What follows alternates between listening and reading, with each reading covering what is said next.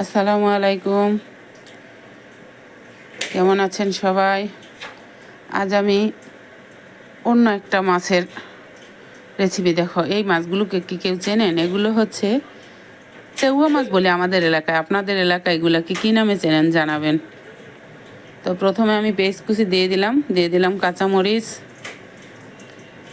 নতুন আলু এত ছোট ছোট, এই জন্য চিন্তা করলাম একদম কুচো করে দিয়ে দিই।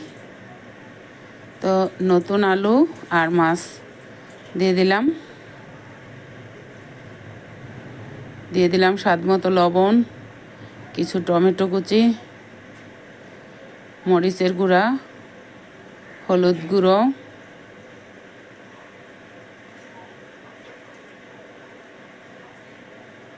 সামান্য একটু পানি দিয়ে ভালোভাবে মেখে নিতে হবে।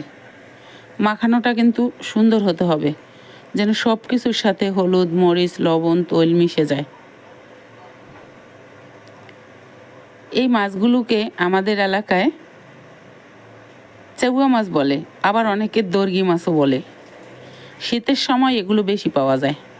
এগুলো খেতে কিন্তু খুব মজা লাগে, ছোট হলে হবে কি। এবার সরা দিয়ে ঢেকে রান্না করব অনেকক্ষণ।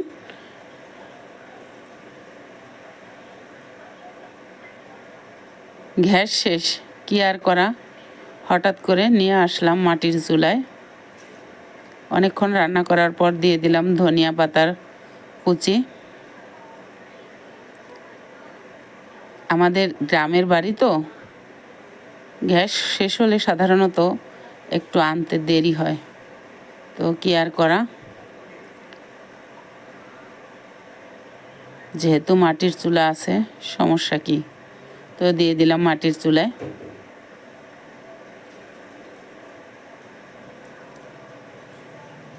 এই মাছগুলো কিন্তু গর্তের মধ্যে থাকে।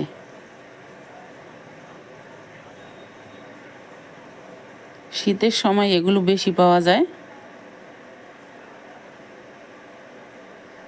ছোট মাছ আমার খুব পছন্দ, আমার ভালো লাগে।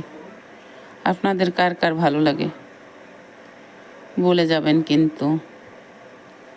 আর ছোট মাছ সাধারণত একটু ঝালঝাল হলেই খেতে ভালো লাগে। অনেক দিন যাবৎ লং ভিডিও দেওয়া হয় না, তাই কি আর করার, দিয়ে দিলাম একটা লং ভিডিও নিজের মতো করে।